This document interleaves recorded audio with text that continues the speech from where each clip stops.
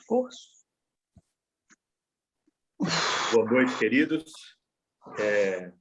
Iniciamos, então, mais uma aula da Escritura através das evidências, nosso curso de introdução à arqueologia e à geografia bíblica.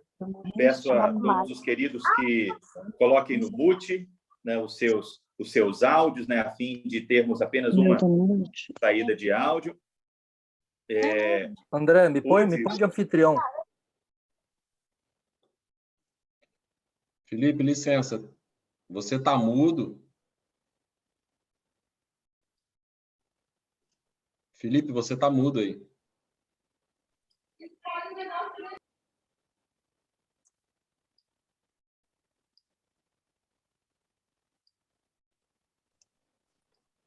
Felipe, você está mudo.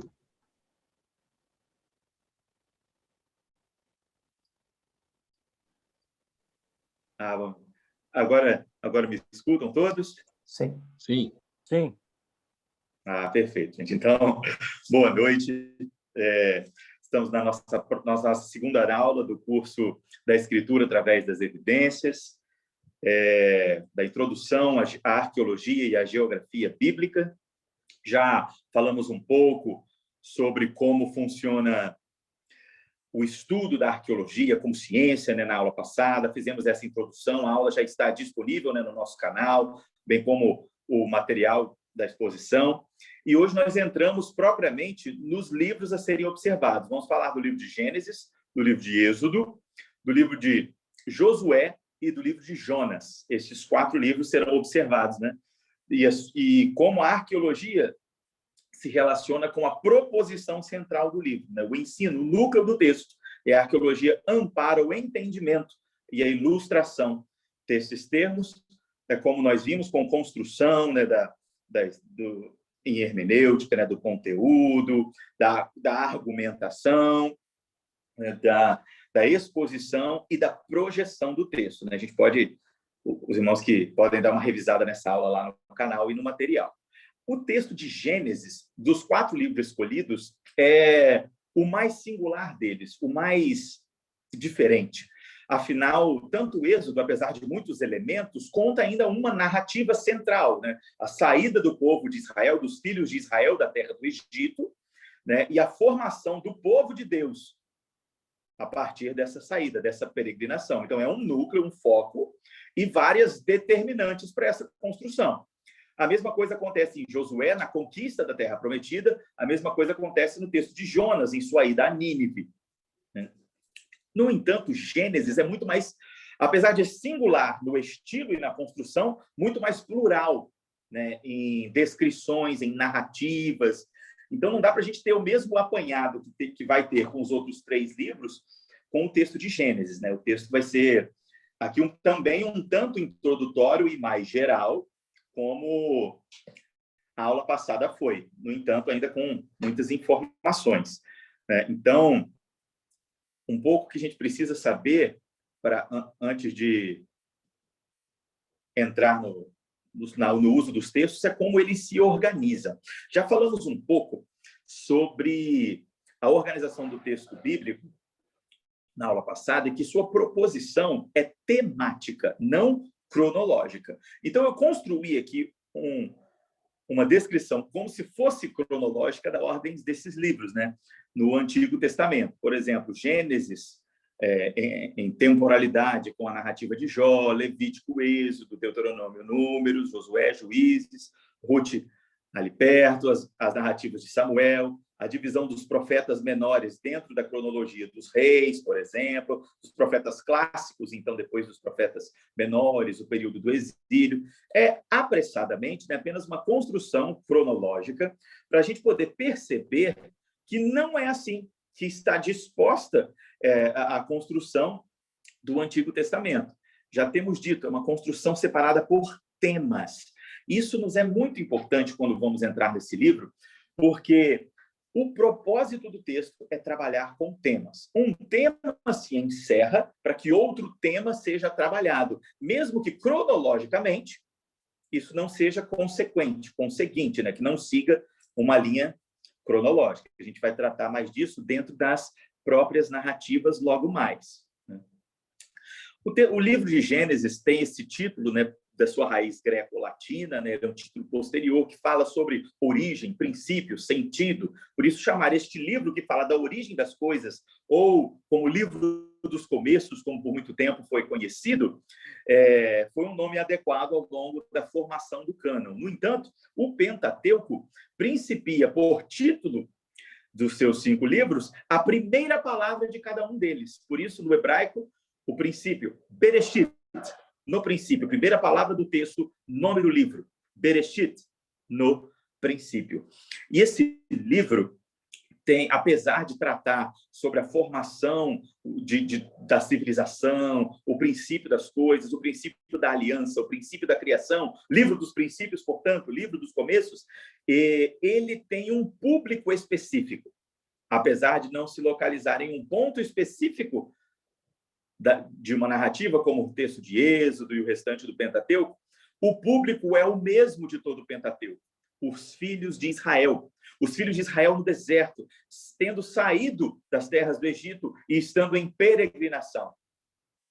O autor destas palavras é Moisés, sobre a alcunha do Espírito Santo, que o inspira e entrega para este público, os filhos de Israel em peregrinação, no sofrimento do deserto, um tipo de mensagem, uma proposição específica. Há algumas datas diferentes, né, para essa escrita e para esse público. Estamos fechando com a data do Êxodo tardio, né, não recente, entre 1450 e 1410, antes da Era Comum. Fica um pouco claro porque nós utilizamos esse termo, né, antes da Era Comum, em lugar de antes de Cristo. Vai ficar bem identificado logo mais quando nós formos falar um pouco sobre a cronologia desses termos. Eu vou explicar daqui a pouco. Então, é também importante, já que estamos falando de um público específico, que também entendamos em que localização se dá a própria narrativa, porque isso tem uma relevância para o público e tudo isso tem uma relevância para nós. Então, aonde acontece? Eu achei esse mapa bacana aqui uma página da Unesco e quis reproduzi-lo. Essa página também, se eu não me engano, do Bible History Online, ela também utilizou de lá. É um mapa que fala da divisão dos filhos de Noé no mundo antigo, né? As cidades fundadas. Vocês vão ver que, escrito em roxo, estão os descendentes de Sem. Escrito por vermelho, os descendentes de Cam. E escrito em verde, os descendentes de Jafé, em como eles se espalharam, né, ao longo do Oriente Antigo, Norte Africano, né, o Leste Asiático e o Oeste Europeu, né, como que eles se dividiram nesse primeiro momento. Isso é muito importante porque são estes filhos, essa descendência, que edificam as primeiras cidades e os primeiros povos. É muito legal a gente ver que essas primeiras cidades foram fruto dos nomes de seus proponentes. Ora, você, um filho, vai em uma direção e edifica uma cidade com o seu nome. O nome tinha uma marca muito contundente no mundo antigo, né? Você dar nome a alguma coisa, você tomava posse, exercia domínio, conclamava propriedade, tomava conta, governava aquele destino. Então, você dava nome a um lugar, você tomava posse daquele local. Isso era um exercício de domínio, de sujeição, né? Não à toa, no compromisso da aliança, Adão, que receberam o nome do Senhor, logo um propósito, uma definição. Adão, o varão e a varoa. Este seria o homem, esta seria a mulher, cada um com seu papel, com seu propósito, dominados e sujeitados pelo Senhor. Estes foram chamados Adam, humanidade, onde eles, como seres humanos, receberam do próprio Senhor, por domínio e propósito, a alcunha de seu nome. De igual sorte, Adão, quando costumeiramente chamamos o homem por si, né? Adão fora cumprir a aliança, porque Deus cria o homem, propõe aliança ao homem, o homem começa a trabalhar na aliança. A gente vai falar um pouquinho mais sobre isso daqui a pouco. E esse homem que está trabalhando na aliança está dando nome aos animais. Porque o homem recebe das mãos do Senhor um mandato. ele deve sujeitar a criação, ele deve dominar por sobre a criação, ele deve fazer isso com o intelecto, com a criatividade, portanto, transformar também a criação. Então, ele mostra essa sujeição e esse domínio, dando nome aos animais. Né? Não há nada de sagrado ou relevante para os nossos termos. Que nomes eram esses? Afinal, foram perdidos. Mas o ofício do exercício da aliança, dando nome aos animais, mostrava essa sujeição e esse domínio, como todo o Oriente Antigo, né, o Oriente Próximo, entendia no exercício de dar nomes. Então, as cidades foram constituídas pelos nomes de seus proponentes, pelos nomes de seus pais. Por isso, é um dos filhos de Jafé, por exemplo, Tarsis, que vai dar nome à cidade no extremo Oriente, nas regiões da Espanha, onde este filho de Jafé em última instância, né, edificou, e é para lá, para esse extremo do mundo, que vai fugir Jonas, né, quando formos chegar neste texto. Né? Uma cidade fundada pelos descendentes de Jafé, no extremo oeste do mundo conhecido. Também, seguindo, nos é muito importante entender o quando acontece. Bom, nós já falamos algumas vezes sobre como é diferente a percepção do desenrolar dos fatos, da história. Para nós é muito importante, para entender os fatos e como eles acontecem, o quando eles acontecem. Então, a nossa história é construída de maneira linear, cronológica, fato após fato. E já vimos que para o Oriente Antigo, para este cidadão, é importante mais do que quando, o como essas coisas acontecem, a qualidade dos acontecimentos.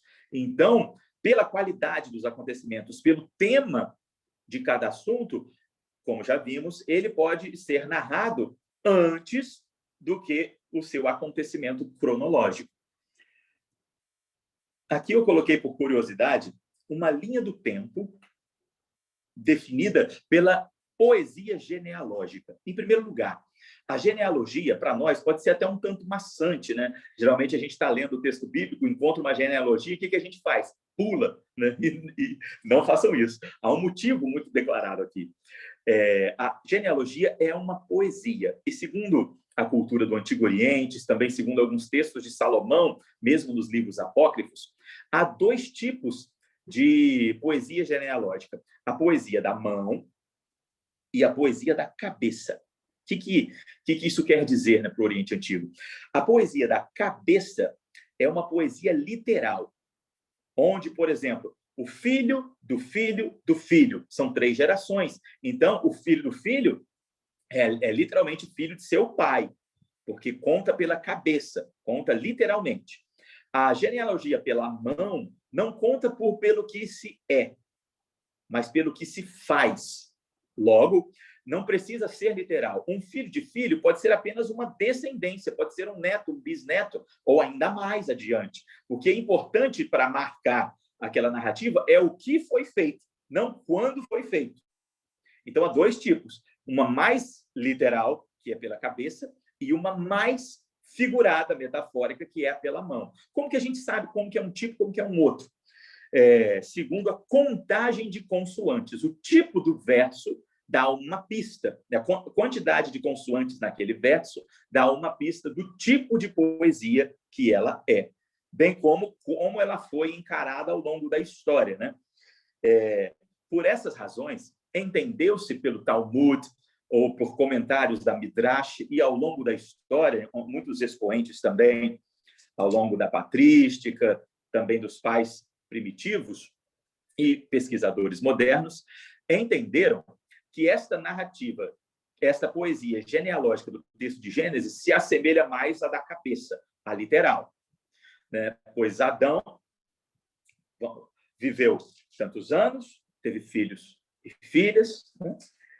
Mas há uma construção bem identificada aqui, onde verso após verso eles são narrados. Por exemplo,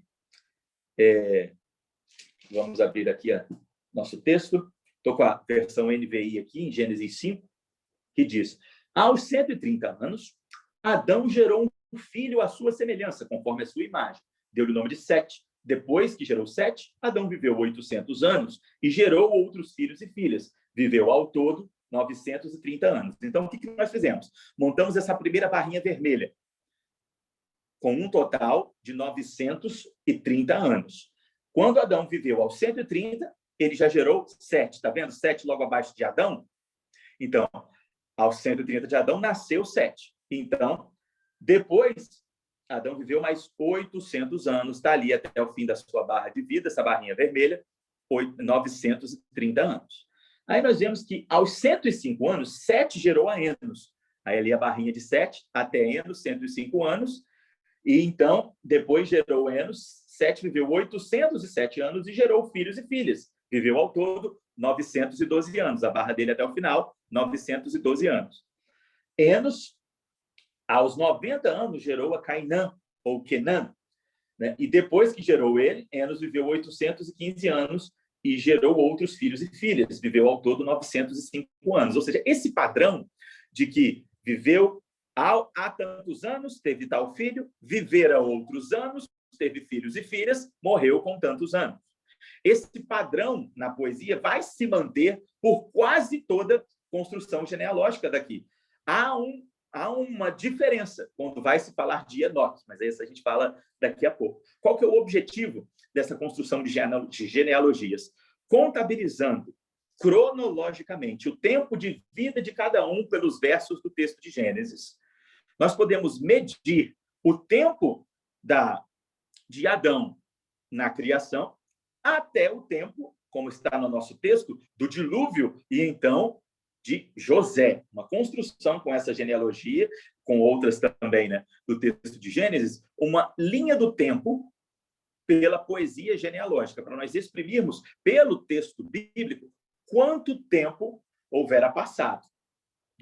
Então, em suma, eu fiz uma marcação que aqui é interessante. A linha azul, como está escrito, né, é o dilúvio. Mas eu fiz uma marcação entre Noé e Abraão. A gente pode ver, quando Noé nasceu, ó, na linha aqui, segundo Noé, ou Adão ainda estaria vivo, ou teria morrido há pouco tempo. Né? No caso aqui, há pouco tempo, Adão teria morrido. Quase que Noé é contemporâneo dele, considerando todos esses anos. No entanto, quando vem o dilúvio, e Noé ainda continua vivendo mais 350 anos depois do dilúvio, nós vemos que quando Noé morreu, se você vir lá embaixo, Abraão já havia nascido por essa construção genealógica. Então, pela proporção, né, da tabela na consideração dos anos, Abraão teria cerca de 50 anos, ou um pouco menos, quando isso aconteceu, quando Noé morreu, por essa contabilização. Em primeiro lugar, a gente não quer, com essa divisão, né, cronológica, inferir literalmente ou propositalmente aqui, discutir a literalidade dessa genealogia, né, a literalidade dessa construção. Por que eu estou trazendo esses termos? Como a gente falou na última aula, quando nós falamos sobre a criação, quando nós falamos sobre a proposição da criação, nós vemos que ela é uma celebração ao Criador, ao proponente. Ou seja, Gênesis 1 não é uma construção científica da criação ou da formação do cosmos. Não é essa a proposição do texto. Há no texto, no entanto, algumas descrições que nos impedem, né, que nos proíbem de avançar dentro de alguns erros científicos. Como, por exemplo, cada animal fora feito segundo a sua espécie, segundo o seu tipo. O homem viera de uma proposição completamente diferente para uma disposição completamente diferente na aliança. No entanto, apesar de construir determinantes para a nossa cosmovisão e para a nossa percepção, esses não são elementos científicos e não fazem parte da esfera científica. Não quer dizer que nenhum texto bíblico faça parte dessa esfera ou possa ser considerado científico. Quer dizer que este texto, por exemplo, não tem este objetivo. Logo, também essa linha do tempo na poesia genealógica que a gente está construindo aqui, a gente não tem por objetivo usar essa proposição como argumento científico, por exemplo, para dizer que a Terra é jovem. É de nossa proposição que, sim, a Terra é jovem. No entanto, nós discutimos sobre esses termos dentro da esfera da ciência, com argumentos geológicos, com argumentos científicos. O texto bíblico faz por projeção, como nós falamos na outra aula, por apologética, digamos que ele edifica a nossa percepção, alinha a nossa cosmovisão dentro dos limites da Escritura, dentro da proposição teológica das Sagradas Letras, mas não são o argumento desta esfera. O cristão deve exercer ciência, deve exercer pensamento científico, afinal, ele transforma a Terra com intelecto e criatividade por mandato da aliança. E não é isso, pela própria história, a própria definição de ciência, transformar com intelecto, com inquirimento, com experiência e com criatividade a realidade, por isso, reconhecida. Então, o cristão precisa fazer ciência, até porque o cristão pode observar, através da graça comum e da revelação natural, os atributos de Deus, a divindade de Deus, a eternidade do Senhor, como é prescrito pelo próprio Paulo no texto aos Romanos, né? Então, o cristão deve promover ciência por cumprimento ao mandato. Um cientista pode ser religioso, deve ser, para todo cientista, possui seu pressuposto e sua cosmovisão. Isso é inerente à nossa percepção da realidade. Então, por isso, nunca somos completamente imparciais. Ou seja, então, um cristão procura exercer essa ciência adequada na esfera da ciência, pelos termos da ciência, mas também pela cosmovisão bíblica. Por que a gente deu essa volta? Só para revisar que esta genealogia é uma construção poética da proposição bíblica que nos vai ajudar a entender a progressão da redenção pelo texto de Gênesis, pelo texto da Escritura. Este é o propósito de entendê-la, não um argumento científico para declarar a Terra jovem. Estamos entendidos? Qualquer dúvida, a gente pode conversar mais, gente. Então, essa construção aproximada, caso a intenção dessa poesia genealógica seja realmente pela cabeça, logo literal, segundo realmente se entendeu ao longo do tempo, a passagem, a progressão, né, do tempo, desde a criação, logo também a queda e a proposição do homem sobre o mundo após a queda, e nisso a história da redenção já havia começado e progredido até que alcançasse Abraão. Eu coloquei aqui apenas 2 exemplos dessa linha do tempo. Se a gente for calcular isso em anos literais, aproximadamente a partir da criação, né, cerca do 4º milênio, né, e eu coloquei a data do dilúvio, a data do êxodo, a data da destruição do templo, né, algo marcante para a construção do Antigo Testamento, né, para o Novo, e coloquei o ano do nascimento de Cristo. Tudo isso antes da Era Comum. Por que a gente chama antes da Era Comum? A gente pode tirar um dia só para falar sobre o Jesus histórico, né, sobre como podemos averiguar e aferir a data adequada do nascimento de Cristo. Nós sabemos, por tradição, inclusive, que não é no Natal. No entanto, não há problemas em celebrarmos o nascimento do Redentor neste dia, 25 de dezembro, não há problema. Mas o interessante, e por isso usamos Era Comum e não antes ou depois de Cristo, porque se dizer que Jesus nasceu antes de Cristo. Há uma dificuldade histórica, né, na datação, por Dionísio da Sicília, inclusive há um documento, a errata, que ele prescreveu para, né, justificar o seu erro, né? Inclusive as datas certas que se seguiram em outros tomos, podemos falar disso em outro momento, né? Tecnicamente, por essa descrição de Diodorus, de Dionísio, nós sabemos que Jesus nasceu entre o ano 6º e o ano 4º, antes da data que ele prescrevera, logo antes de Cristo. Por isso a gente fala Era Comum, que a era bem aceita e bem entendida ao longo da história. No entanto, Jesus teria nascido há alguns anos antes. Isso, inclusive, justifica Herodes ter perseguido a Cristo no seu nascimento, se Herodes morreu no ano 4 antes de Cristo. Como é que ele persegue a Jesus se ele já está morto antes de Jesus nascer? Também justifica Quirino ter realizado o censo no ano 6º depois de Cristo, na Judéia, se Jesus nasceu 6 anos antes. Então, esse gap aí de 10 anos, como é que resolve ele? Essa errata da estrutura de antes e depois de Cristo, organizada ao largo da Idade Média por Dionísio Exmugo, né, na Sicília, ele se equivocou e há muitos documentos para essa prescrição. Jesus nascera entre o ano 6º e o ano 4º antes de Cristo, antes da Era Comum. Bom, por que eu coloquei essa linha do tempo? Porque logo do lado dela eu coloquei a tradição de se promover linhas do tempo pela percepção egípcia, que eu também coloquei antes da Era Comum. Então, eu coloquei algumas datas que estão prescritas das paredes da pirâmide de Saqqara. Há, inclusive, um documentário na Netflix sobre este achado, sobre essa pirâmide. A gente chamar essas edificações de pirâmide, nós estamos sendo um tanto anacrônicos, né? Olhando para o Egito antigo com olhos do Egito moderno, mesmo que o moderno ainda seja antigo para nós, o Egito dinástico dos faraós egípcios, né? Olhando para eles, com os olhos deles, para o Egito dos Ixos, ou ainda antes, né? O Egito das migrações semitas, que é um Egito completamente diferente, né? Mas nós chamamos para tipificar a edificação, né? Pelo seu uso, mesmo que seu nome e a amplitude desse uso seja um tanto dinâmica ou diferente. Então, a pirâmide de Saqqara, ou a pirâmide de Giza, ou mesmo a Batalha de Kadesh, registros militares dos egípcios que marcam bem o tempo, estão sempre corroborando entre si para mais ou menos esse mesmo tipo de datação, esse mesmo tipo de idade do mundo, de idade da Terra. No entanto, também não são argumento científico para essa datação, mas sim de projeção histórica. Se a gente for ver, ao longo das culturas sumérias, ou inclusive anteriores, o mundo teria, no máximo, 13 mil anos de idade, a Terra teria 13 mil anos de idade, por conta dos registros que só se deram após essa data.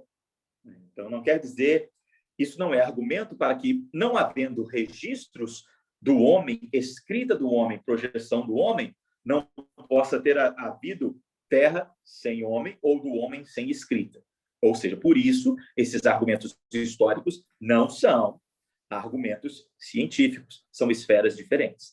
No entanto, há ampla projeção, né, desse contexto construído, né, desse período histórico revisado, pelo menos durante a construção do livro de Gênesis. Isso é comum nas expressões mesopotâmicas, babilônicas, cassitas, ou mesmo anteriores, como as sumérias e acadianas, né? O como acontece? Já vimos o onde, né, no mundo dividido, nas cidades edificadas. Há um outro texto, o Gênesis 10, que nos fala muito sobre como o onde aconteceu, como se foram construídas as nações. Nós chamamos este capítulo do texto de Gênesis de Tábua das Nações. E isso é muito interessante porque a gente está tratando, porque a Tábua das Nações, que divide o mundo em cidades pelo nome dos seus proponentes, a gente vê que Nimrod ali propõe Babel, por exemplo. A gente vê em Gênesis 10 que cada cidade tem a sua respectiva língua e seu respectivo costume. Cada um no seu local, com o seu nome, com a sua língua, com o seu costume. E essas cidades são divididas também a partir da divisão da genealogia, também como uma proposição genealógica. Então, a gente vê em Gênesis 10 o mundo sendo dividido, o mundo acontecendo, os povos sendo espalhados pelas descendências, as cidades sendo edificadas, essa última, a descendência de Cã. E então, nós vemos Gênesis 11 acontecendo. Não há cidades plurais. Não há divisão, cada um com sua língua e seus costumes. Sequer há cidade alguma. Estes homens que estavam nas montanhas do leste desceram das montanhas em direção à planície, ainda no Oriente. Por isso eles vêm do Oriente, mas ainda estão no Oriente, dentro da percepção do Oriente Próximo, né? Do Antigo Oriente Próximo. Mas descem das montanhas do leste, se encontram numa planície, a planície de Sinear, a planície onde está edificada a cidade da Babilônia, onde será edificada a cidade da Babilônia, e eles se propõem em construir uma cidade. Não havia nenhuma. Eles propõem que todos juntos edifiquem uma. Para quê? Para fazer célebre o seu nome, para deixar uma marca. E essa cidade será a cidade de Babel, como o texto diz. Babel significa porta, descida do céu, porta para o céu. Tanto que esta cidade, ou seja, esta torre, figura em outras cidades da mesma estirpe. E é por isso que Gênesis 10, tendo acontecido depois de Gênesis 11 tem de ser narrado primeiro. Porque para a gente entender o que de terrível aconteceu em Babel, naquela torre, naquela proposição, para que o Senhor descesse e os separasse, para a gente entender o núcleo desse texto, nós precisamos de informações, de mais detalhes sobre o que eles estavam fazendo ali. E os detalhes são: aquela cidade foi edificada. Cessaram de edificá-la aqueles que foram espalhados. Babilônia é o jeito de dizer Babel em caldaico antigo, no acadiano, no babilônico, ou seja, Babel é o jeito grego de se dizer ou melhor, Babilônia é o jeito grego de se dizer o que Babel identifica no arameu, no acadiano, ou mesmo na construção hebraica. Ela se assemelha a uma outra palavra, a palavra Balel ou Balau, que significa confusão, distorção, e um trocadilho, né? Uma pequena sátira é chamada pelo autor, pelo Moisés, aqui no texto. Ou seja, segundo essa proposição, Nimrod é o fundador desta cidade, é o interventor dessa grande ideia, segundo ele, e propõe a construção de uma cidade e que tenha uma torre, que o seu cume, que o seu propósito seja o céu, não simplesmente a sua altura.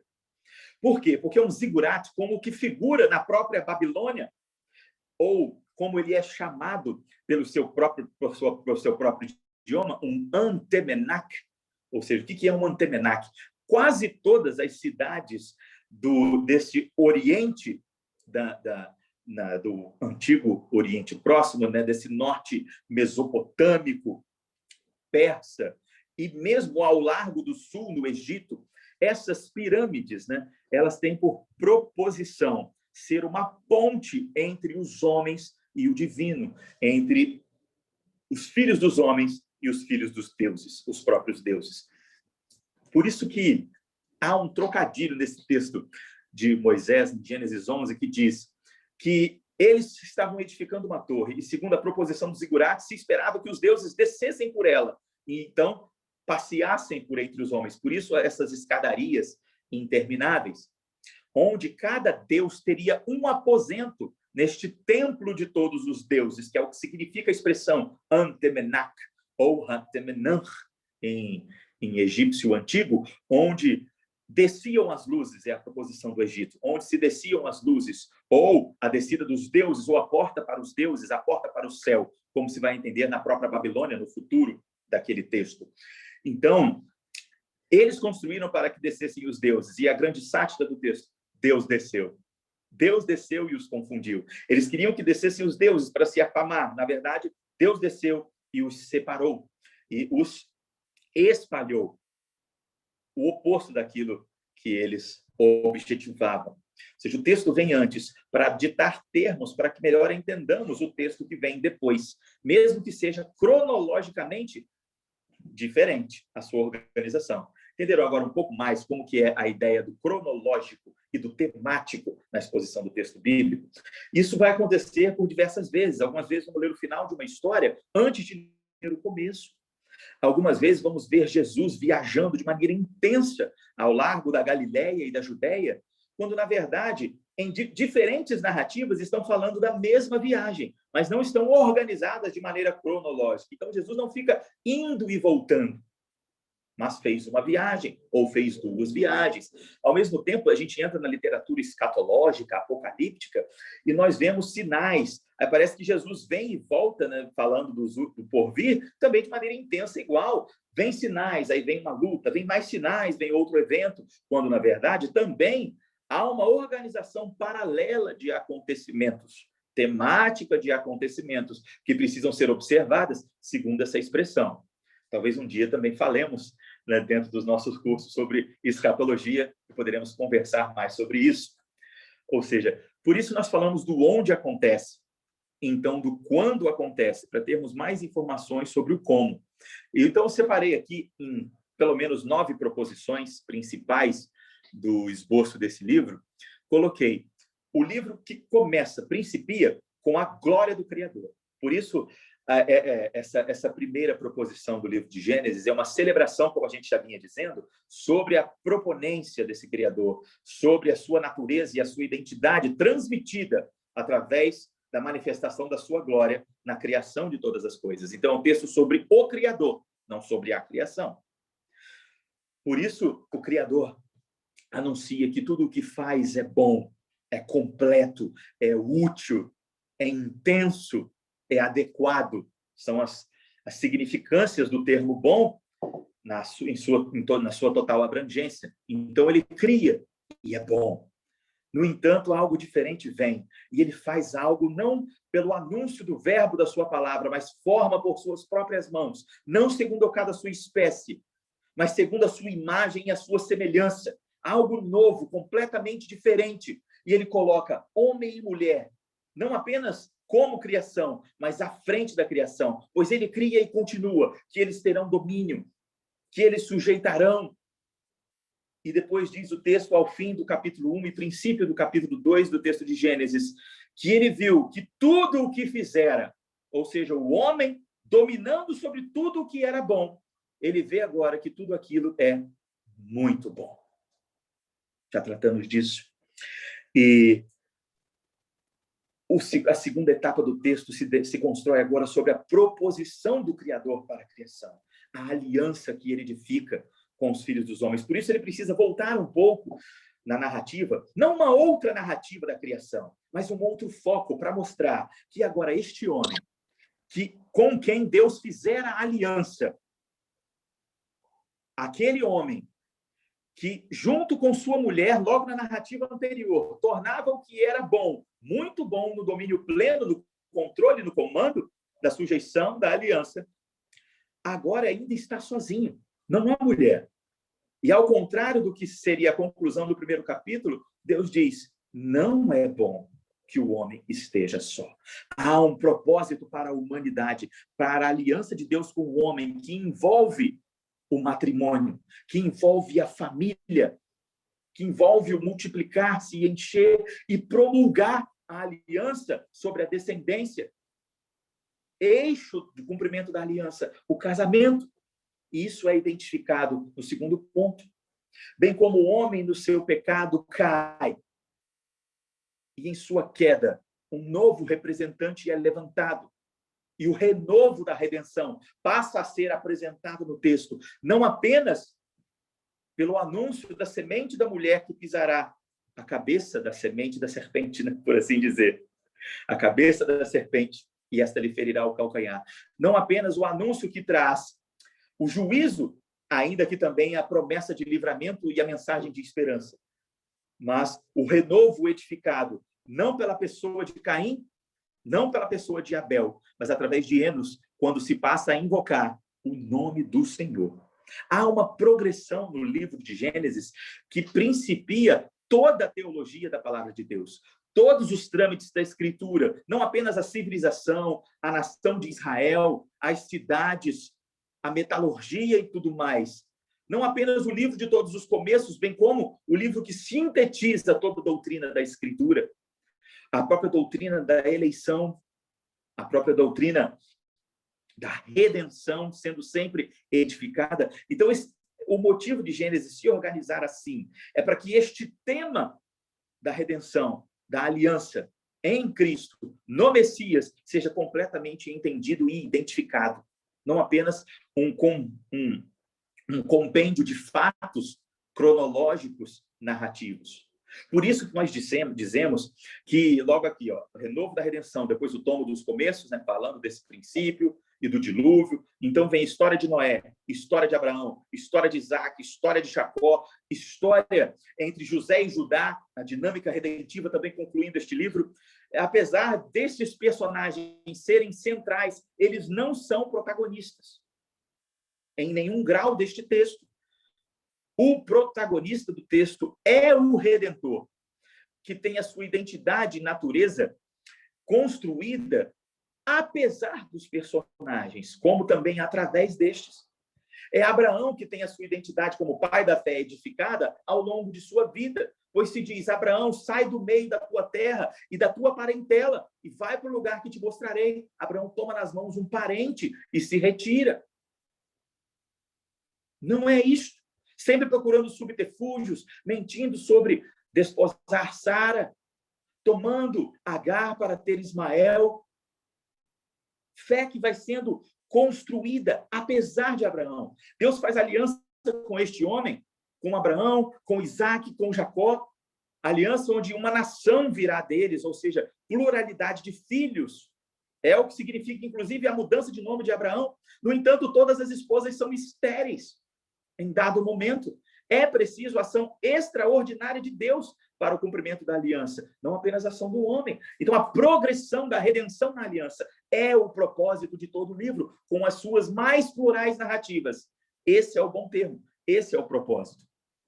Por exemplo, o Senhor já começa a mostrar isso para Abraão quando vai fazer um acordo com Abraão, um contrato com Abraão, logo uma aliança, que ele promete que ele será pai de muitos filhos, e manda Abraão tomar alguns animais, partir esses animais no meio, virar as partes uma de frente à outra, e a gente pode achar, meu pai, o que vai acontecer aí, né? Que ritual é esse? Que loucura é essa?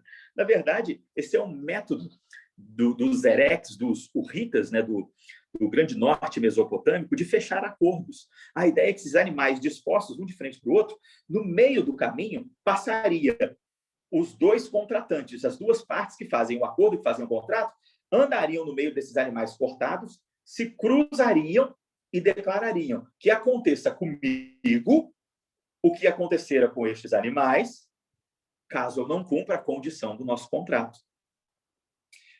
No entanto, é impossível para o Senhor que não se cumpra com a sua palavra, pois ele é fiel a si mesmo, não apenas a sua promessa, sob a condição humana, mas ele é fiel a si mesmo naquilo que promete. Ele é completo e fiel nisso e manifesta a sua glória também deste modo. Por isso, uma coluna de fogo passa no meio dos animais e os consome, para mostrar para Abraão que o contrato que era feito ali não é um contrato comum. Não é um contrato entendido pelas divindades gerais, inclusive o próprio Terá, pai de Abraão, era um construtor de ídolos, né? Não era um contrato como nenhum daqueles, era algo completamente diferente que estava sendo construído ali, a partir do Deus dos deuses, do Senhor dos senhores, deste que faria bendita todas as nações através da família de Abraão. Então, temos aqui uma proposição sobre como ler o texto de Gênesis, como ler textos narrativos na Escritura. Eu gosto de sintetizar o que é uma narrativa com a seguinte expressão, né? Uma narrativa é a história das ações de Deus através das ações do homem na história. Então, procuramos o Senhor através dos homens, apesar dos homens, porque Deus usa e salva até homens como Abraão. Deus usa e salva até homens como Isaac, Jacó, José e Judá. Deus usa e salva homens como nós.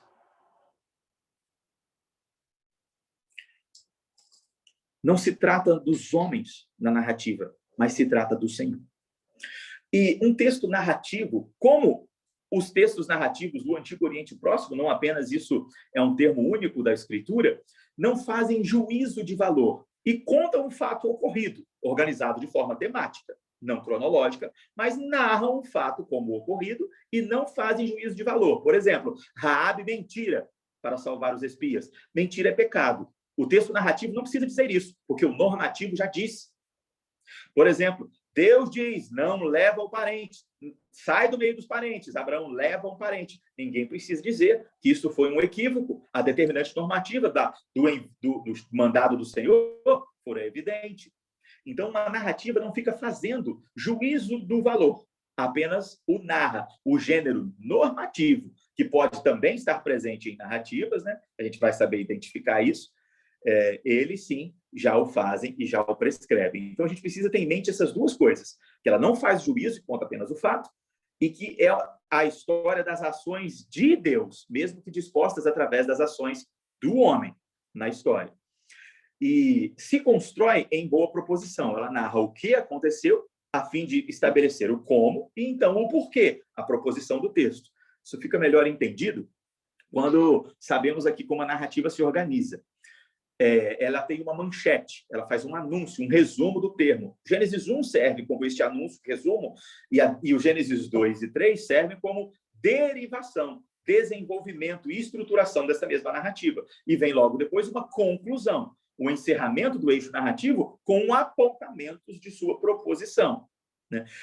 Eu trouxe isso não simplesmente para a gente falar de tipos literários, mas porque este tipo literário também se organiza nas proposições dos textos egípcios, babilônicos e mesopotâmicos na mesma prerrogativa, na mesma forma, por exemplo.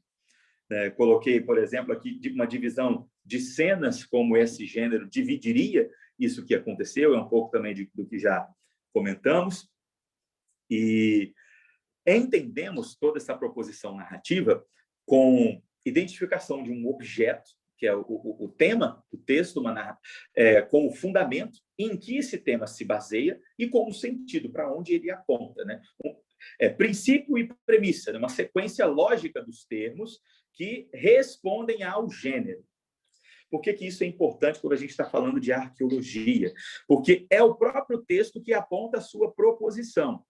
Nós recortamos essa proposição aplicada pelo próprio texto ao público que conhecemos, pelos fundamentos do contexto que construímos. Logo, a gente não pode tentar construir uma proposição que esteja fora dessas determinantes, fora desse contexto, por isso o contexto é tão importante para nós. Então, eu vou passar aqui um pouquinho para a gente falar sobre alguns elementos que fazem parte das narrativas antigas e parte das narrativas do texto bíblico, do texto de Gênesis, essencialmente, também. É muito natural escolher homens modelo, por exemplo, as narrativas, por exemplo, como as epopeias de Atrahasis, de Gilgamesh, ou de Isbu e Dum, ou mesmo de Baal, algumas construções do Antigo Oriente, pegam heróis ou divindades que vão sendo resolvidas em transformações, em conquistas, em vitórias, e essa entidade vai se dignificando no seu percurso heróico, ultrapassando adversidades e, então, conquistando a sua posição de destaque e suas honrarias.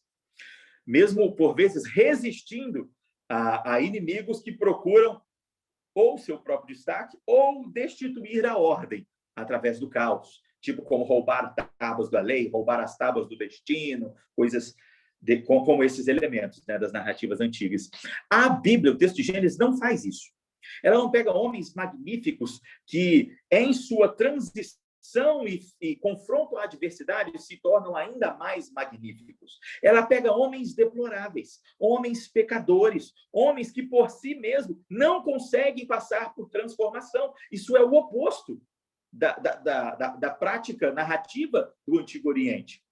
Porque a Bíblia propõe que, se não pelo Senhor, nada disso é possível. E por isso eu coloquei aqui, dentro das figuras da narrativa, algumas expressões também para a gente entender um pouco de como o pensamento do homem do Oriente Antigo era construído. Eu escrevi aqui panteísmo, politeísmo, enoteísmo. Há uma diferença muito marcante nessas coisas. O politeísmo é muito fácil para a gente entender, né? Uma polivalência, uma pluralidade de deuses adorados ao mesmo tempo, cada um cumprindo o seu papel. Então, o indivíduo, o adorador, adora todos eles. Como o monoteísmo também nos é muito naturalmente entendido. Todos adoram apenas um único Deus. No entanto, nenhuma destas duas práticas fazem parte do Antigo Testamento. Apenas a Grécia helênica pós-Alexandre, ou seja, já dentro do período sem profetas, do período interbíblico, é que começa a trazer o politeísmo propriamente dito por Oriente Antigo. Ali se exercia o enoteísmo e o monolatrismo. O que é isso? Vamos explicar. Enoteísmo. Todos os deuses existem, como no politeísmo. Há uma multiplicidade divina. No entanto, cada povo adora um. Ou cada indivíduo adora apenas um. Pode prestar homenagem e reconhecimento ao Deus de um rei, como fez Naamã ao Deus Rimon, ao Deus de seu rei. Como diz a Eliseu, vou voltar para o meu rei, vou precisar me dobrar. Ele, inclusive, se apoia em mim quando vai ajoelhar. Mas meu Deus é o Deus de Israel. Então, o que Eliseu fala? Vai lá, né? em outras palavras, né? Está tudo bem. Mesmo que isso acontecesse, alguém se dobrar a outro Deus, ele tinha o seu pessoal. Essa é uma prática enoteísta. É por isso que Nabucodonosor, na ocasião da fornalha com Sadraque, Mesaque e Abedênego, ou Misael, Azarias e Ananias, né? Quando está lá, e o Senhor os livra, e ele diz, meu Deus não me livraria. Meu Deus não faria isso por mim. E reconhece o poder desse Deus, mas não se converte. Nós vamos saber que o Deus dele, no capítulo 4 de Daniel, é o Deus Bel. E ali sim acontece alguma coisa para que Nabucodonosor entenda quem é o Deus dos céus, o Deus de Israel. Mas ele aceitou que esse Deus existia, porque é comum. E é por isso que os filhos de Israel não podiam se misturar com os outros povos, porque o comportamento do adorador de Israel ainda não era monoteísta, era monolatrista. O que isso quer dizer? Só o nosso Deus pode ser adorado. Mas existem outros deuses. Mas só o nosso é o Deus sobre os deuses, o Senhor dos senhores. Essa identidade do Senhor como o único Senhor, construída a partir do texto de Moisés em Deuteronômio e reforçado ao longo de toda a identidade do povo de Israel, é o que vai construir a identidade monoteísta. Ele é o único Deus, é o único que existe, não apenas o único que pode ser adorado. Então, por muito tempo, a identidade monolatrista foi presente e se assemelha muito ao enoteísmo. E era muito comum adorar deuses geograficamente, porque você está nessa região, você adora o Deus que mora nessa região. Você está em outra região, adora outro Deus. Então, era muito comum você identificar que os deuses existem porque cada um está no seu lugar. E você ainda adorar o seu porque você está em outro lugar, no lugar de seu Deus. Então, a percepção cultica e litúrgica dos povos, sabendo bem que eles não eram politeístas, mas enoteístas, muda muito como nós entendemos e lidamos com os textos.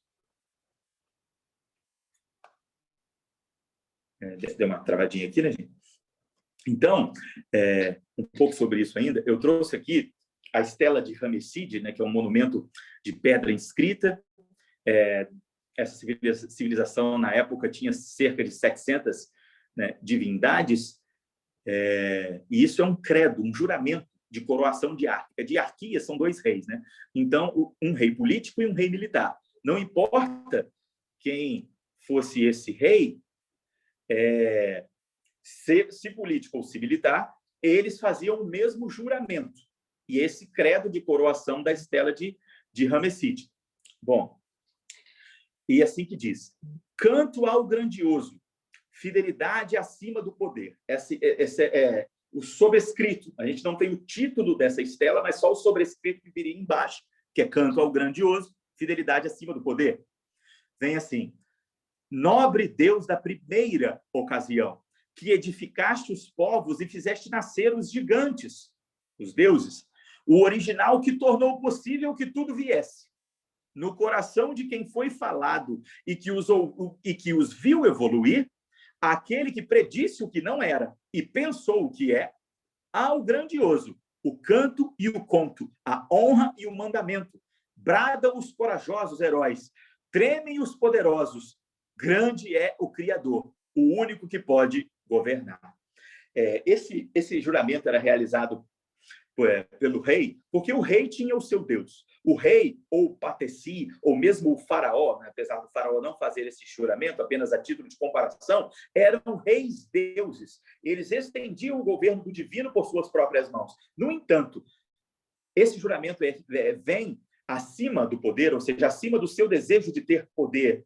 A fidelidade vem. Fidelidade ao que deve ser o governante, que antecede o compromisso do poder dos deuses ou da grandiosidade dos heróis. Ou seja, antes de você buscar para si mesmo, procure cumprir o compromisso da fidelidade. E para eles falarem antes dos deuses, algo que fosse acima dos deuses, eles falavam do que principiava os deuses, da criação. Então, mesmo no pensamento enoteísta, plural, afinal, haviam 700 divindades nesse panteão, ainda havia o entendimento que há uma proposição essencial anterior, o Deus da criação, o Deus criador, como, por exemplo, é o pensamento demiurgo, né? O Hugo, Deus grego, né? Que propõe a essência e propõe as coisas, bem como por guia de Uranós, os céus, e por proposição de Cronos, o seu filho, as coisas tomam a forma dos homens com o passar do tempo, né? E com a terra habitada, entre outras coisas. Sempre há, nessas construções, algo que as anteceda, uma causa primeira. E essa causa primeira é chamada aqui de grandioso, o proponente, aquilo que pensou, que predisse o que era e pensou o que é, o projetista ou o arquiteto, como algumas mitologias vêm o trabalhar. Eu coloquei esse... Eu sempre vou trazer alguns ecos do passado, que eu chamei aqui, são algumas informações sobre algum espelho narrativo, né, da escritura em outros documentos. Como eu disse, o texto de Gênesis é um texto muito plural e muito rico, então falaríamos um pouco mais de algumas considerações para entendê-lo melhor do que trabalhar cada narrativa do livro, né, à luz da arqueologia, o que seria possível, mas teria que ter um curso só para Gênesis, então, né?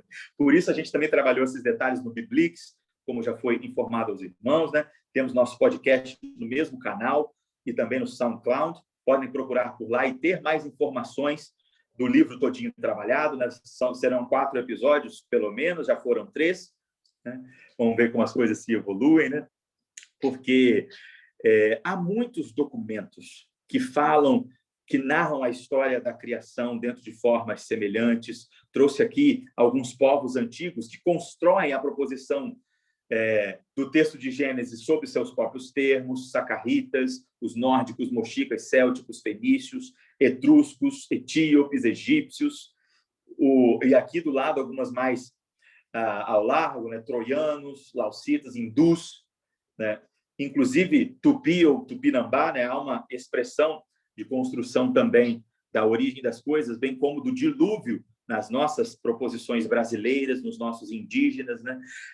O dilúvio não é em nenhum grau, né, ecoa apenas na escritura. Há muitas narrativas da escritura que se espelham em outras proposições. A própria Torre de Babel, ela é uma história, essa história que se reprisa em inúmeras mitologias. O deus Arimon, o deus persa, fora o deus que descera e dividira o deus maligno, né, segundo a sua expressão. Fora o deus maligno que descera sobre a cidade e separara os homens, dividira os homens em 30 idiomas, segundo a descrição dos textos de Zaratustra. Nós também vemos até narrativas no Tao Te Ching, narrativas indochinesas, vemos narrativas de Babel nas inscrições brunitas na cultura hindu, temos narrativas da Torre de Babel, além do Largo do Oriente Próximo, expressa, né, em todas as culturas do Oriente Próximo. Vemos ela também, de maneira muito semelhante, sendo construída no Popol Vuh, que é o livro sagrado dos maias, que falam que havia uma época, antes deles partirem da cidade de Tulam, da cidade alta, né, que eles falavam igual, que a fala era uma, o pensamento era um. Isso antes da grande peregrinação, por exemplo. Isso não, de novo, a gente não está falando, né, literalmente aqui, usando argumentos para falar de outra coisa, de que não unidade de percepção, de construção. O próprio dilúvio é pluralíssimo em toda essa cultura, como a gente estava falando, inclusive, dentro das descrições dos povos indo-americanos, epopeias como a de Gilgamesh, ou as narrativas de Enu-Elish ou Atrahasis falam também sobre o dilúvio, ou seja, só isso daria só uma aula, né, para falar só das reproduções do dilúvio e das reproduções e dos ecos dessa história, né, dos ecos do passado, desses outros documentos. Por isso esse não foi o objetivo do dia, por Gênesis ser esse livro tão diferente. Caso alguns dos irmãos queiram saber um pouco mais sobre uma narrativa específica, a gente pode conversar hoje ainda, daqui a pouco, a gente está caminhando para o encerramento, né? Pode conversar ainda mais sobre isso, responder algumas dúvidas. Toda a aula eu vou trazer aqui algum material específico sobre o conteúdo da aula ou sobre a expansão, né, desse conteúdo. Podem mandar perguntas até aqui no grupo mesmo, a gente vai ver daqui a pouco. Eu coloquei aqui apenas um esboço do que esse livro dos começos principia, né? O próprio universo, o cosmos, a humanidade, o casamento, religião, aliança, né? Civilização, tecnologia, um povo para Deus, tudo isso encontra princípio aqui, por isso é tão plural. Eu coloquei o exemplo aqui, já que eu falei de Antemenak. O que é um Antemenak, né? Esse templo de todos os deuses, ou um zigurat, como a Mesopotâmia vai chamar, é esta pirâmide. É o que chamamos genericamente, né, hoje de pirâmide. Tá vendo que tem aqui escadaria para subir, ela tem uma sequência de pavimentos, aqui expresso 3 pavimentos, e esses pavimentos são compostos por vários aposentos. O que o templo de todos os deuses faz? Os irmãos vão se lembrar de Paulo, no Areópago, quando ele chega e vê vários altares dispostos para deuses plurais. No entanto, qual era o objetivo do Areópago? Cada deus tivesse o seu espaço para ser adorado, um lugar comum de adoração aos deuses. E esse lugar comum tinha um altar para o Deus desconhecido. Caso o seu não estivesse contemplado naqueles altares, você podia adorar o seu ali. E Paulo aproveita isso para chamar a adoração a um Deus específico. Já falamos sobre isso. Aqui, o que é um zigurat? O que é um antemenac? Exatamente isso, um templo para todos os deuses. Cada aposento deste antemenac é dedicado a um deus específico. E acima destes deuses está o aposento do Deus do rei, né? Algo que vamos dizer, modular, né? De acordo com a coroação do rei, ele sobe, ele levanta o seu Deus no zigurat, ele levanta o seu Deus, o aposento de seu Deus, até o nível superior. Tem outras imagens, coloquei aqui uma visão de uma escavação na região do Irã, aqui também, para a gente ter uma ideia da escala, né? Uma das escadarias de Mosul, no Iraque.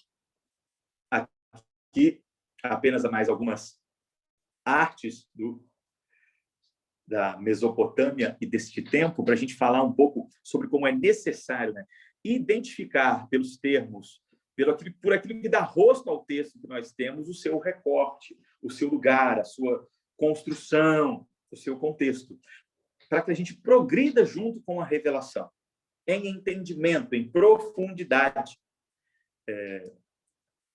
Eu coloquei aqui que o Deus das alianças, né, que o nosso Deus, o Deus de aliança, promove um contrato com os filhos dos homens. E esse contrato tem um método. Por exemplo, aqui eu coloquei apenas os 5 pontos da aliança como uma curiosidade para passar para o final do nosso estudo, pois Deus faz um contrato com os homens. E envolve 2 partes. É o primeiro ponto da aliança. 2 partes contratantes, o Deus da aliança e um homem. Essas 2 partes, né, Deus faz neste contrato uma promessa ao homem. Vamos olhar para o Éden. Adão e Deus. Adão, humanidade, aliança do texto bíblico. Deus faz uma promessa, vida eterna para Adão. E dá uma condição. Terceiro ponto, aliança. 2 partes primeiro. Segundo ponto, promessa. Terceiro ponto, condição. Algo que deve ser cumprido. Algo que deve ser cumprido por Adão. Obediência, fidelidade, não tomar da árvore do conhecimento do bem e do mal. Após a condição, vem uma punição, um castigo, caso a condição não seja cumprida. Logo, se comer da árvore, certamente morrerás. Então, a morte é a punição da condição descumprida.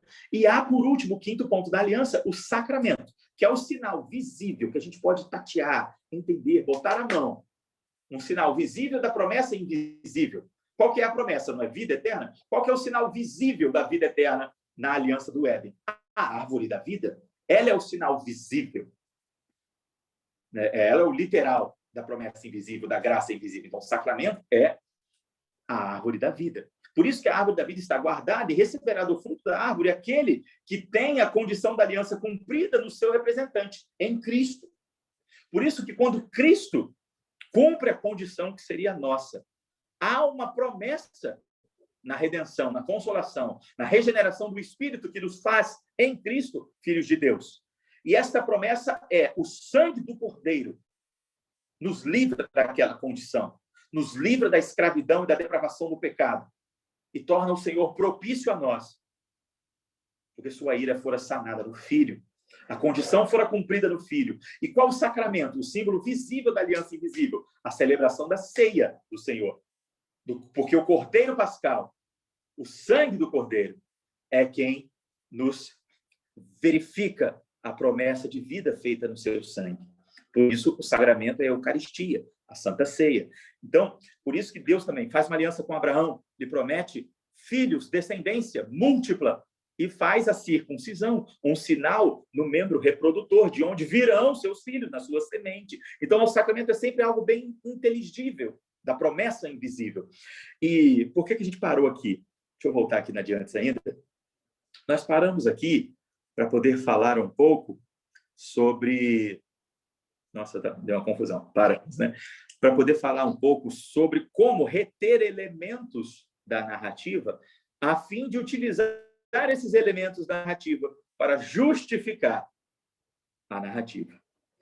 A arqueologia aqui nos vai trazer mais elementos pontuais para entender e aprofundar o texto, respondendo dúvidas bíblicas, por vezes com temas até extra-bíblicos, mas não importa o contingente de informação que traga a Escritura, vai ter sempre um único propósito: Cristo. Então, quando a Bíblia fala sobre Pangeia, porque sim, podemos verificar isto lá, bem como na história, quando a Bíblia fala sobre a natureza dos anjos, quando a Bíblia fala sobre a criação, quando a Bíblia fala sobre qualquer sorte de temas, ela nos está dando instrumentos e elementos para melhor e mais profundamente entendermos Jesus, a redenção, o propósito de toda a Escritura, o resgate daqueles que saíram do Éden, expulsos pela queda, e lhe aprove por Cristo trazê-los de volta. Esse é o grande eixo, não apenas do texto de Gênesis, mas de toda a Escritura.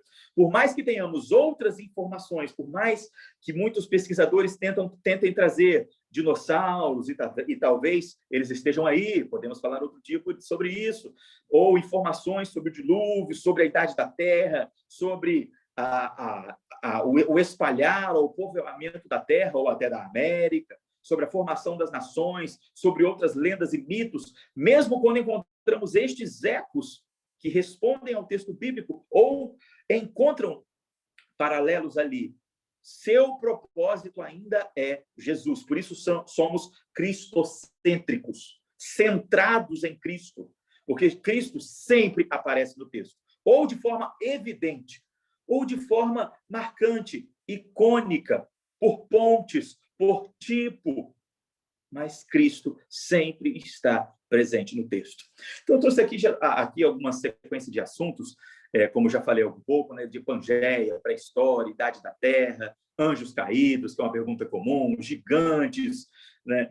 Geralmente, as pessoas têm muitas dúvidas sobre esses termos, e a Bíblia vai trazer alguns elementos para nós discutirmos estes termos, que são assuntos extra-bíblicos, mas dúvidas de descrições presentes na Bíblia, bem como algumas dúvidas bíblicas que também estão bem dispostas no texto de Gênesis, falando um pouco sobre a criação dos astros. Já falamos que a ciência é outra esfera, mas há informações no texto sobre isso, sobre a natureza da serpente, a origem do mal, a aliança, a ideia da morte presente desde o período antes da morte como juízo, as genealogias e essa construção, as ofertas, por exemplo, oferecidas por Caim e Abel. Quando Deus requer essas ofertas? Quando ele ensina? Se o texto bíblico simplesmente as propõe como realizadas. Então, há alguns espaços no texto que são respondidos pelo tipo literário, pela construção contextual, pelo propósito temático, logo pela história, pela arqueologia e pela geografia também. Por isso ela é tão importante e útil, como vimos nos pontos, né, do texto da semana passada. Eu caminho aqui para o encerramento, queridos, trazendo à memória o último ponto de para que serve a arqueologia e a geografia bíblica e a história da Escritura, né? Na aula passada, projeção. Nós vamos ver que muitos elementos no texto bíblico são utilizados pelo próprio autor bíblico como projeção. Há muitos argumentos que nós já ouvimos sobre como o texto bíblico é uma cópia de textos da antiguidade, como ele traz fatos que textos mais antigos já trouxeram, como ele traz leis que leis mais antigas já haviam prescrito, que como, por exemplo, Salomão traz provérbios que não lhe são originais, são provérbios de outros sábios. E quando a gente ouve isso, a gente tem uma posição um pouco de resistência. Como assim? Como isso não é original? Como isso está presente na Bíblia? Então, em primeiro lugar, não tenham medo por causa do segundo lugar. É verdade. Exatamente. Há muitas coisas na Escritura que são ecos de outras narrativas, de outros textos, mas há também um propósito muito definido e determinado para essa organização. Por exemplo, é Salomão que pega um provérbio acadiano conhecido como a origem da sabedoria, o desabrochar da sabedoria, do conhecimento está vinculado ao barutu, aquilo que vem do seu interior, a nossa natureza do bem, antes de contaminar-se com o mal do mundo, né? E o princípio disso, o princípio da verdadeira sabedoria, é o nosso interior e a nossa vontade e desejo de ser virtuosos, de ser bons. Salomão pega esse provérbio e muda a palavra barutu para Iavé, e muda simplesmente o olhar para dentro, para temer, para zelo, para disciplina, e diz que o princípio da sabedoria, da verdadeira sabedoria, é o temor do Senhor. Então ele pega assim o que era conhecido, o que aponta para um lado, para mostrar que na presença do Senhor, isso significa e representa algo completamente diferente, porque este Deus é completamente diferente. Nós vamos ver construções, como por exemplo, alguns sacrifícios no texto de Levíticos, onde as pombas, as aves, não poderiam ser partidas, só abertas. Mas por quê? Porque em sacrifícios no Antigo Oriente, elas eram separadas para que as entranhas caíssem sob a pedra e então fossem lidas, a fim de obter presságios e vislumbres do futuro ou de batalhas. Isso não acontecia em Israel. O culto de Israel é diferente. A lei em Israel é diferente. Por isso, sim, termos como o Código de Hammurabi aparecem nas leis bíblicas. Há um motivo por trás disso. E nós não precisamos temer esses ditos de pesquisadores, simplesmente. Mas devemos estudá-los nas normas e no jogo desses pesquisadores, na esfera desses estudos. E, então, amparar-nos nestes contextos dentro do texto bíblico. Eu termino, irmãos, mais uma vez explicando que a aula de Gênesis foi mais também contextual, mais ampla no objetivo do texto, já que ele é muito plural em suas narrativas. Vou deixar um tempo para a gente falar sobre isso agora, conversar um pouco mais qualquer dúvida que os irmãos possam ter e fazer uma pequena ilustração, pois quanto a esses argumentos, né, que pesquisadores, que estudiosos vêm trazendo ao longo da história e, por vezes, né, estremecem o nosso coração, pense você, talvez você que seja casado vai ser mais afável, vai entender um pouco mais profundamente essa comparação. Pois pense, você que é casado, está aí tendo um dia tranquilo, sua esposa não está em casa, seu marido não está em casa, e você o vê pela janela. Você a vê pela janela chegando, de carona, talvez, em algum um carro diferente. E você vê que quando sai do carro, não é apenas um Uber, não é apenas um táxi, pois o motorista sai também e dá nela um abraço bem apertado. Ou uma motorista sai do carro e dá nele um abraço bem apertado, e você vê pensando, do que se trata isso? Você não sabe o que aconteceu, você não reconhece aquele homem ou aquela mulher. O que está acontecendo? Do que se trata tudo isso? Se vocês, como casal, têm problemas, se há desestrutura, desajustes e logo desconfiança, você já vai querer pular da janela ali mesmo e já aplicar o juízo sobre tudo isso, cobrar respostas, vai se estremecer.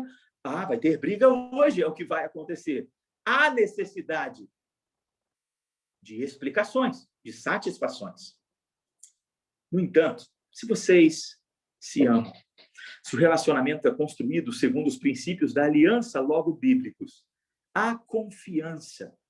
No mínimo, por mais que possa ter se incomodado, você vai se ativo por trás disso. Foram um amigo meu que utilizara essa ilustração comigo uma vez, falando de sua própria vida e de como ali na janela todas essas coisas lhe passaram pela cabeça e ele entendeu, não, essa é a esposa que Deus me deu. Há um bom motivo. E, de fato, havia um irmão que não era visto por 15 anos, que havia brigado com a família, que ele ainda não conhecera, apesar de já ter ouvido a história, de saber deste fato, nunca o conheceu, anos já haviam se passado, desde que se casou, não houve mais notícia. E este irmão a procurou. Era ele. Havia bom motivo para isso.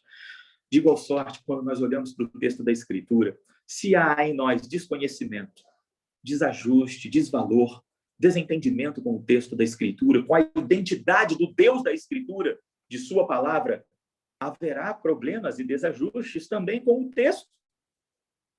Mas se conhecemos o Senhor da nossa salvação, sabemos que há bom termo, propósito determinado em tudo que faz, como a própria Escritura o traz, e há um bom motivo.